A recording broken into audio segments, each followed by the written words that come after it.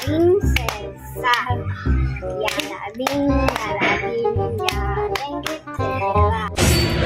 Ay, naka mga pulub. Pakalat-kalat dito. Ano sabi mo? Pulube. Pur. Pulube. Excuse me. Pulubi bang tawag niyo sa amin? Oo, pulubi kayo. Tignan nyo ang itsura nyo. Ang yabang mo naman. Oh, mayabang ako kasi mayaman ako. Wow, bakit? Ikaw lang bang mayaman? Ako may car ako. Oh, yun?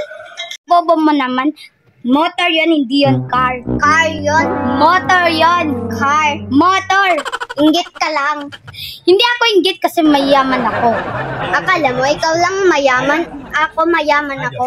Bakit ka mayaman? Sa itsura mo yan, mayaman ka na. Charles! A few moments later. Ay nako, ang kulit-kulit ng bata niya. Charles! Ma! Bakit anak? Ma, may nakasalubong ako pulubi kanina. Tapos anak, ano sinabi mo sa kanila? Sabihan ko lang sila, huwag pakalat-kalat.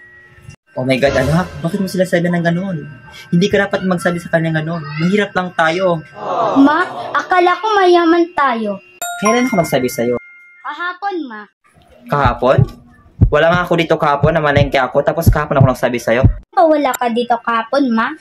Of course anak, wala ako dito kahapon. Baka guni-guni mo lang yan. Ay, huwag kong magsabi ng ganyan. Nanginlabutan ako. Nagkakamali ka na. Hindi akong nanay mo. Ang nanay mo, naiwan sa kuweba. Sino ka? Akong kinulam ng mama mo noon. Ngayon, naghihiganti ako sa'yo.